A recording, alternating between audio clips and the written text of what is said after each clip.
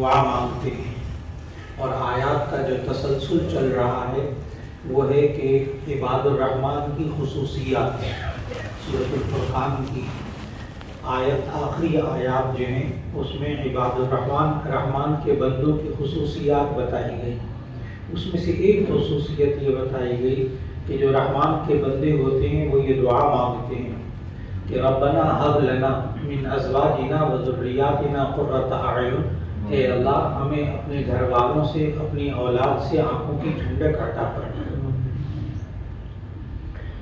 آج میں نے عرض کیا کہ ہر گھر کی ضرورت ہے یہ، جس بندے کو اپنے گھر سے اور اپنی اولاد سے آنکھوں کی ٹھنڈک ملنے لگے، اس بندے کو ساری زندگی کی محنت کمائی وصول ہو جاتی ہے۔ اور اگر انسان ساری دنیا کی دولت اکٹھی کر لے، چیزیں اکٹھی کر لے، آرام کی چیزیں، تفریح کی چیزیں، لیکن بچوں سے اور گھر والوں سے سکون نہ مل رہا ہو تو انسان کو یہ سب چیزیں بیکار اور مٹی نظر آتی ہیں۔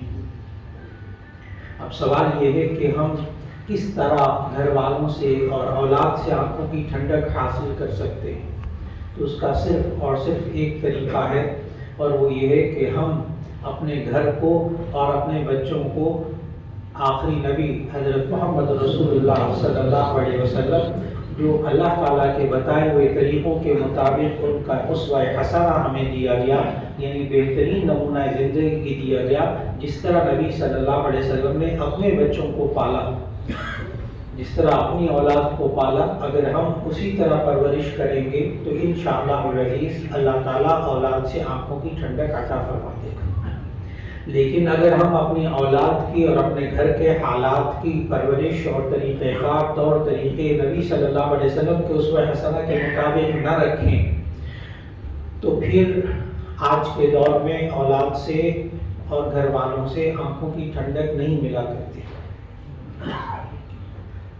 یہ دنیا کے ساز و سامان سے آنکھوں کی ٹھنڈک نہیں ملتی، سب لوگوں کو تجربہ ہو چکا، یہ باتیں نہیں ہیں، سب کو تجربہ ہو چکا۔ چنانچہ اسی سلسلے میں یہ عرض کیا کہ اسوہ حسنہ نبی صلی اللہ علیہ وسلم کی زندگی بہترین نمونہ ہے، تو نبی صلی اللہ علیہ وسلم نے کس طرح ایک بچی کی پیدائش سے کس طرح مراحل شروع کیے ان کا تذکرہ چل رہا ہے۔ گزشتہ ملاقات میں نبی صلی اللہ علیہ وسلم کی ایک ہدایت کا ہم نے مطالعہ کیا کہ جب بچہ پیدا ہو تو اس کے دائیں کان میں اذان کہی جائے، بائیں کان میں اقامت کہی جائے، اور پھر نبی صلی اللہ علیہ وسلم نے سکھایا کہ دیکھو تم اپنے بچوں کو جو پہلا تحفہ دیتے ہو وہ اس کا نام ہوتا ہے، اول ما نحل والد لولد اسمہ فلیحسن اسمہ۔ ماں باپ اپنی اولاد کو سب سے پہلا جو تحفہ دیتے ہیں، گفٹ دیتے ہیں، وہ اس کا نام ہوتا ہے، اس لیے ان کو چاہیے کہ وہ اچھا نام رکھیں۔ تو گزشتہ ملاقات میں اس پر بھی تفصیل سے بات ہوئی۔ اب اس سے اگلا مرحلہ کہ نبی صلی اللہ علیہ وسلم نے یہ سمجھایا کہ 7ویں دن بچے کے ساتھ کچھ اعمال کیے جن کو آپ عقیقہ بھی کہتے ہیں۔ عقیقہ یہ 7ویں دن بچے کا کرنا سنت غیر مؤکدہ، ہر عمل کی حیثیت بھی میں ساتھ ساتھ بتاتا جاتا ہوں تاکہ یہ ذہن نشین ہو جائے یہ کتنا ضروری ہے۔ اگر کوئی کام فرض ہے تو واقعی وہ کرنا فرض ہے، نہ کریں گے گناہ ہوگا۔ اگر کوئی کام سنت ہے تو آپ سنت سمجھ کے اس کو کیجیے۔ ایک سنت غیر مؤکدہ ہے جس کی تاکید نبی صلی اللہ علیہ وسلم نے نہیں فرمائی، نہیں کریں گے آپ تو گناہ نہیں ہوگا۔ ہر عمل کی حیثیت ہم ذہن میں رکھیں گے تو پھر دین آسان لگے گا، دین آسان لگے گا۔ ہم جب ایک سنت غیر مؤکدہ سن لیتے ہیں لیکن حیثیت معلوم نہیں ہوتی، ہم اسے فرض کا درجہ دیتے ہیں، وہی ٹینشن کی وجہ بن جاتی ہے۔ جیسے عقیقہ، کئی ساتھی آتے ہیں، بچوں کی پیدائش ہوتی ہے کہ ہمارے پاس اتنے وسائل ہی نہیں ہیں کہ ہم عقیقہ کر سکیں۔ جی نہ کیجیے، کوئی حرج نہیں، سنت غیر مؤکد نہ کریں تو کوئی گناہ نہیں۔ اب یہ عقیقہ ایک ایسی چیز نبی صلی اللہ علیہ وسلم نے اپنی اولاد کی بھی کی اور آگے اپنے اولاد کی بھی کی، اور یہ عقیقہ یہ ایک ایسی سنت ہے جو کہ سنت ابراہیمی ہے۔ پہلے سے یہ دوسرے مذاہب میں آسمانی مذاہب کے اندر یہ چیز موجود تھی، نبی صلی اللہ علیہ وسلم نے اس کو باقی رکھا۔ یہود کے ہاں آج بھی عقیقہ ہوتا ہے، یہودیوں کے ہاں، اس لیے کہ ابراہیم علیہ السلام کے زمانے سے سنت چلی آ رہی ہے۔ نبی صلی اللہ علیہ وسلم مدینہ طیبہ آئے، وہاں یہودی قبائل بہت سارے تھے، تو وہ سارے کے سارے عقیقہ کرتے تھے، لیکن ان کے ہاں جو طریقے خلاف شرع تھے، خلاف اسلام تھے، ان کو روک دیا اس میں سے کہ 7ویں دن عقیقہ کرتے تھے۔ یہ نبی صلی اللہ علیہ وسلم نے وہاں جو حدیث کے الفاظ ہیں وہ یہ نہیں ہے کہ 7 دن بعد عقیقہ کریں، یہ نہیں ہے، وہاں ہے 7ویں دن عقیقہ کریں۔ اب وہ 7واں دن 14واں دن بھی ہو سکتا ہے، وہ 21واں دن بھی ہو سکتا ہے۔ آج کل کے حالات ہیں، بس اوقات گھر والے اسپتال میں ہوتے ہیں، ان کو چھٹی دیر سے ملتی ہے، یا اپنے پاس اسپتال کے خرچے زیادہ ہو جاتے ہیں، ابھی عقیقہ نہیں کر سکتے، یا ابھی وہ اپنے میکے گئی ہوئی ہے، ابھی عقیقہ نہیں کر سکتے، کوئی حرج کی بات نہیں، آپ 7واں دن اس کو اختیار کر لیجیے، چاہے 1 مہینے بعد کریں، چاہے 3 مہینے بعد عقیقہ کریں۔ اب ان باتوں کو سمجھنا بہت ضروری ہے، صرف اس لیے تاکہ ہم اسوہ حسنہ کو سمجھیں کہ نبی صلی اللہ علیہ وسلم نے اپنے بچوں کی پرورش کیسے کی، اپنے بچوں کی پرورش کیسے کی، اس کے لیے کیا ہدایات تھیں۔ تو 7واں دن کا خیال کر لیجیے، اور اس کی بہت آسان سی ٹیکنیک، تاریخ بھی یاد رکھنے کی ضرورت نہیں ہے، صرف دن یاد رکھ لیجیے۔ جس دن بچے کی پیدائش ہو اس سے 1 دن پہلے عقیقہ کر لیجیے، وہ 7واں دن ہوگا، چاہے آپ سال بعد عقیقہ کیجیے، وہ 7واں دن ہوگا۔ مثال کے طور پر جمعے کے دن بچے کی پیدائش ہوئی ہے، تو آپ کسی بھی جمعرات کے دن آئندہ چل کر 6 مہینے 7 مہینے بعد جمعرات کو عقیقہ کریں گے، وہ 7واں دن ہی ہوگا، یہ حساب کر لیجیے گا آرام سے، بہت آسان۔ اس لیے کہ حدیث میں 7واں دن یوم السابع کا لفظ ہے، کہ کس چیز کا بھی خیال رکھ لیجیے۔ اگر آپ کو 7ویں دن چھٹی نہیں ملتی، آپ 7ویں دن عقیقہ نہیں کر سکتے، آپ 9ویں دن کر لیجیے، لیکن گناہ نہیں ہوگا، سنت غیر مؤکد، کوئی فرض واجب نہیں دن کا متعین ہونا۔ پھر اس کے ساتھ ساتھ نبی صلی اللہ علیہ وسلم لڑکی کی طرف سے 1 جانور ذبح کرتے تھے، لڑکے کی طرف سے 2 جانور ذبح کرتے تھے، یہ بھی سنت غیر مؤکد ہے۔ اگر کوئی لڑکے کی طرف سے 1 جانور ذبح کر لے جائز، اور اس کا فلسفہ بھی بتا دوں، وہ بھی حدیث میں موجود ہے، اس کی حقیقت کہ یہ فرق نبی صلی اللہ علیہ وسلم نے کیوں کیا؟ اس لیے کیا کہ یہود اس وقت اور مکہ کے لوگ یہ سارے کے سارے، لڑکا ہوتا تھا تو عقیقہ کرتے تھے، لڑکی ہوتی تھی تو اس کی پیدائش کو برا سمجھتے تھے، اتنا برا سمجھتے تھے کہ اس کو زندہ درگور کر دیتے تھے، زندہ قبر میں گاڑ دیتے تھے۔ مکہ میں آج بھی اس وقت بھی 4 دیواری کر کے اس جگہ کو محفوظ کیا گیا ہے، وہاں کوئی ابھی عمارت نہیں بنائی گئی، جہاں زمانہ جاہلیت میں لوگ بچیوں کو زندہ دفن کرتے تھے، اتنا برا سمجھتے تھے۔ اور یہ کیفیت بچیوں کی، بیٹیوں کی پیدائش کو برا سمجھنا، یہ زمانہ جاہلیت میں تھا، نبی صلی اللہ علیہ وسلم نے اس کو باقاعدہ ختم کیا، باقاعدہ ختم کیا۔ اور اس کے لیے یہ قانون نہیں بنایا کہ جو اپنی بچی کو زندہ درگور کرے گا اس کو پھانسی دے دی جائے، یہ قانون نہیں بنایا، نہ اللہ نے یہ قانون نازل کیا۔ اس وقت لوگوں کے اخلاق کو، لوگوں کے رویوں کو بدلا، ماحول کو بدلا، کہ وجوہات کیا تھی بیٹی کی پیدائش کو برا سمجھنا۔ چھوٹی سی بیٹی سب کو پیاری لگتی ہے، 6-7 سال 8 سال 10 سال سب اچھے لگتے، لیکن اس کے بعد جب معاشرے کے رویے ان بچیوں کے ساتھ اور جوان ہونے کے بعد شادیوں میں جو مسائل پیش آتے ہیں اور دلہا کے جو مسائل پیش آتے ہیں اور ان کا مارنا پیٹنا اور ظلم اور جہیز اور شادی، جو آگے چل کر موضوعات آ رہے ہیں ہمارے یہاں جمعے میں، وہ الگ موضوعات ہیں۔ یہی وجہ ہے کہ آج پھر زمانہ جاہلیت کی وہ سوچ ہمارے پڑھے لکھے گھرانوں کے اندر موجود ہے۔ بیٹی کی پیدائش ہوتی ہے، ساس جو خود لڑکی ہوتی ہے وہ منحوس سمجھتی ہے اس بہو کو کہ اس کی ہاں بیٹی ہو گئی، اللہ ماشاء اللہ بہت سے گھرانے الحمدللہ اب بھی ایسے ہیں جہاں بیٹی کو رحمت سمجھتے ہیں، وہ جہاں بیٹیوں کی عزت ہوتی ہے، جہاں بہوؤں کی عزت ہوتی ہے، وہاں الحمدللہ بیٹیوں کی پیدائش کو آج بھی اچھا سمجھتے ہیں، رحمت سمجھتے ہیں، کوئی برائی نہیں سمجھتے۔ لیکن بعض گھرانے ایسے ہیں کہ جہاں ایک بیٹی ہونے پر صبر کرنے کو کہتے ہیں اور دوسری بیٹی ہونے پر طلاق ہو جاتی ہے کہ یہ تو بیٹیاں پیدا کر رہی ہیں۔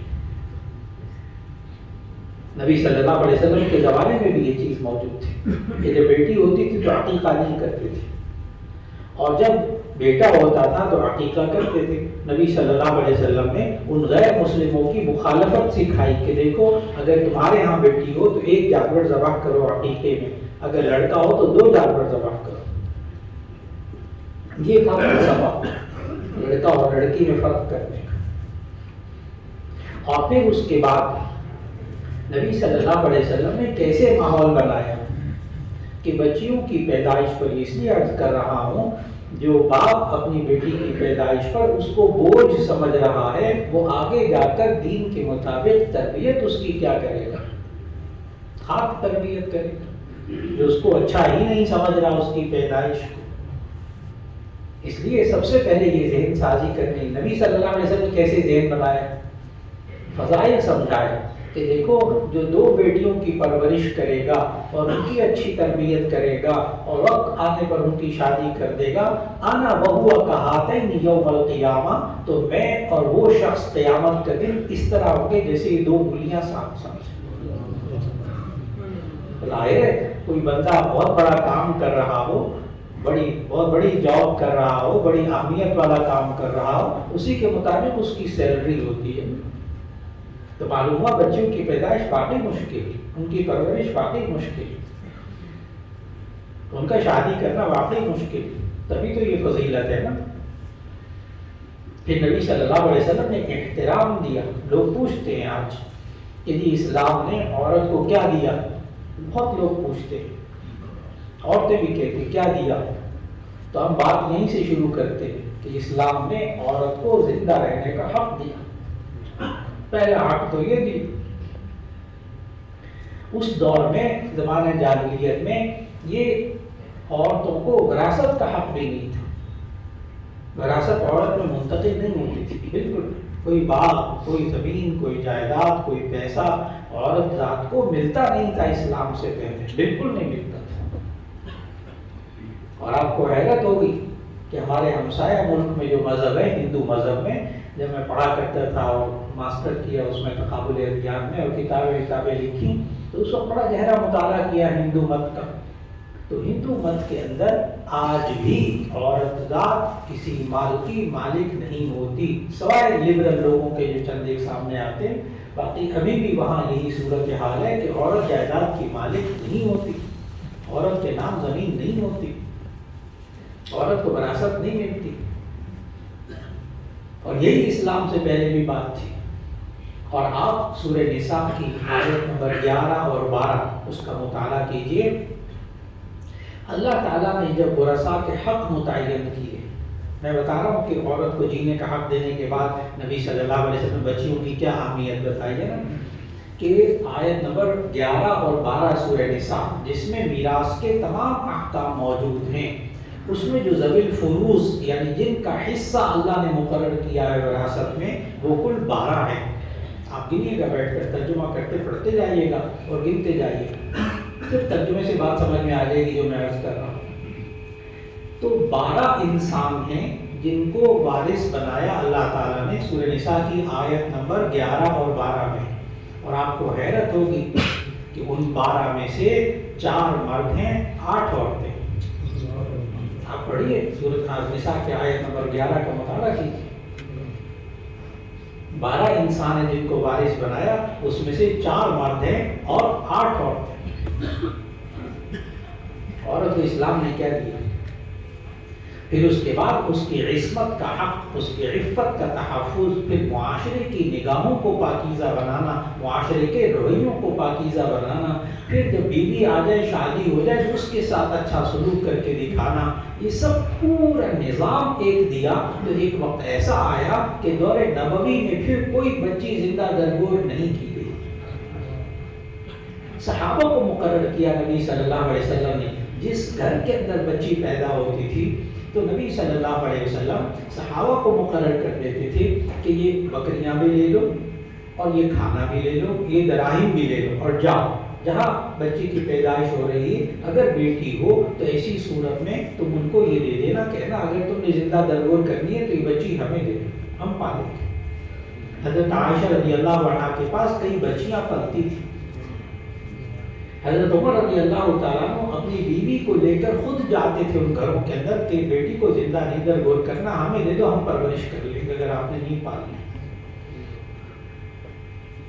متبنہ بنانا، ایڈاپٹ کرنا، متبنہ بنانا بیٹی کو، لڑکی کو، لڑکے کو اس معاشرے کے اندر عام رواج تھا۔ نبی صلی اللہ علیہ وسلم نے خود حضرت زید کو متبنہ بنایا، جن کا ذکر سورہ احزاب کے اندر ہے۔ دوسروں کی اولاد کو پالنا، پرورش کرنا، اگر کوئی نہیں پرورش کر پاتا تو اس صورت میں معاشرے کے لوگ تعاون کر کے آپس میں اس چیز کو اختیار کریں۔ نبی صلی اللہ علیہ وسلم نے خود سکھایا کس طرح عورت۔ پھر اس کے بعد آپ کو حیرت ہوگی جب آپ مطالعہ کریں سیرت طیبہ کا اور اسلامی تاریخ کا، تو دور نبوی میں پھر کوئی واقعہ نہیں ہوا زندہ درگور کرنے کا۔ دور صدیقی میں حضرت ابوبکر صدیق رضی اللہ تعالیٰ عنہ کے دور میں پھر ایک واقعہ بھی پیش نہیں آیا۔ پھر اس کے بعد دور عمر، دور فاروقی میں بالکل نظر نہیں آیا، ایک واقعہ نہیں ملتا کسی بچی کو زندہ درگور کرنے کا۔ حضرت عمر رضی اللہ تعالیٰ عنہ کے دور میں تو پھر یہاں تک کیفیت آ گئی تھی کہ ایک عورت زیور پہن کر اگر سفر کرتی تھی تو ایسی صورت میں کئی 100 کلومیٹر تک سفر کرتی تھی، محفوظ رہتی تھی۔ حضرت عمر رضی اللہ تعالیٰ کا دور تو پھر ایسا نہیں تھا۔ حضرت عثمان، حضرت علی رضی اللہ تعالیٰ تو خلفاء راشدین کے دور میں پھر کسی لڑکی کی پیدائش کو برا نہیں سمجھا جاتا تھا۔ بنو امیہ، بنو عباس کے دور میں بھی تک بھی، یہاں تک اگر میں عرض کروں اسلامی تاریخ اور بعد کی تاریخ پڑھیں، مغلیہ دور تک پھر وہ بیٹی کو برا سمجھنا اور اس کو زندہ درگور کرنا، اس طرح کے واقعات نہیں ملتے۔ پھر مغلیہ دور کے بعد مسلمان جب ہندوازم کے ساتھ ساتھ مل جل کر زندگی، وہی ذہنیت بنتی چلی گئی۔ آج یہاں ہمارے پاکستان کے اندر، ہمارے پڑھے لکھے گھرانوں کے اندر بچی کی پیدائش کو برا سمجھا جاتا ہے۔ اس چیز کو ختم کرنے کے لیے پھر اسلامی تعلیمات کو سامنے رکھنا ہوگا۔ حرام ہے اس باپ کے لیے کہ جب اس کے ہاں بچی، خاص طور پر نوجوانوں سے عرض کروں، حرام ہے ان کے لیے کہ اگر وہ بچی پیدا ہو اس کی پیدائش کے بارے میں ذرا بھی ذہن پر بوجھ رکھے، اور پھر اس کا واحد حل کہ جس گھر کے اندر، پھر میں عرض کروں یہ جملہ، جس گھر کے اندر عورت ذات کی عزت پہلے سے ہو رہی ہوتی ہے، اس گھر کے اندر بچی کی پیدائش کو برا نہیں سمجھا جاتا۔ سارا فلسفہ یہ ہے۔ چنانچہ نبی صلی اللہ علیہ وسلم بیٹی کی پیدائش پر بھی عقیقہ کرنے کو کہتے ہیں۔ اب وہ عقیقے کا طریقہ حضرت فاطمہ رضی اللہ تعالیٰ عنہ اپنی بیٹی کو، حضرت علی رضی اللہ تعالیٰ عنہ کی بیوی کو سمجھایا۔ حضرت حسن پیدا ہوئے، حضرت حسین رضی اللہ تعالیٰ عنہ پیدا ہوئے تو مشکات شریف میں احادیث موجود تھی۔ نبی صلی اللہ علیہ وسلم نے سمجھایا، دیکھو جب بچہ پیدا ہو تو اس کی پیدائش کے بعد جو 7ویں دن بال اتروائے جاتے ہیں، جس کو ہمارے یہاں جھنڈ اتارنا کہتے ہیں، تو جب وہ بال اتارے جائیں تو اس کے وزن کے برابر چاندی خیرات کرنا، چاندی خیرات کرنا۔ اب وہ ایک دم سن کے بڑا مشکل لگتا ہے چاندی خیرات کرنا، لیکن نوزائیدہ بچہ یا بچی، اس کے زیادہ سے زیادہ بال اگر ہوتے ہیں تو وہ 3، 4، 5 گرام سے زیادہ نہیں ہوتے، نہیں ہوتے بالکل۔ اب اگر آج کل 10 گرام چاندی جو ہے وہ 1060 روپے کی 10 گرام چاندی، تو گویا کہ 500-600 روپے پر بن گئی۔ اتنے میں تو مٹھائی کا 1 کلو کا ڈبہ بھی نہیں آتا۔ یہ انسان صدقہ کر دے۔ دیکھیے اسوہ حسنہ نبی صلی اللہ علیہ وسلم نے خود سکھایا، اور سنت غیر مؤکدہ، گناہ کرے گناہ نہیں، تو بچے کے جو بال اترے تو ان کے وزن کے برابر چاندی خیرات کرنا، یہ سکھایا حضرت حسن رضی اللہ عنہ۔ پھر اس کے بعد سکھایا کہ دیکھو یہ جو یہودی ہیں نا، یہ عقیقہ کرتے ہیں، لیکن عقیقہ کرنے کے بعد جب جانور کو ذبح کرتے ہیں، اصل بات عرض کرو، یہ جو لفظ عقیقہ ہے نا، عقیقہ یہ عربی زبان میں نوزائیدہ بچے کے بالوں کو کہتے ہیں۔ عقیقہ جو ہے نوزائیدہ بچے کے بالوں کو کہتے ہیں۔ چونکہ وہ 7ویں دن بال اتارے جاتے تھے، 7ویں دن عقیقہ کیا جاتا تھا، تو اس جانور ہی کو عقیقے کا نام دے دیا، ورنہ عقیقہ نوزائیدہ بچے کے بالوں کو کہتے ہیں۔ وہ جب بال منڈوائے جاتے تو اس کے بدن کے برابر چاندی خیرات کرنے کو کہا. میں نے بتایا مشکات میں پوری حدیث موجود ہے بھائی. پھر اس کے بعد میں نے عرض کیا کہ اس وقت کے جو یہودی ہوتے تھے وہ جانور جب ذبح کرتے تھے عقیقے کا تو اس کا جو خون بہتا تھا وہ خون لے کر اس بچے کے سر پہ لیپ دیتے تھے. یہ ایک رسم تھی ان کے یہاں. نبی صلی اللہ علیہ وسلم منع کر دیا, فرمایا یہ تو خون ناپاک ہوتا ہے, بچے کے سر پہ ناپاک چیز نہ لگا.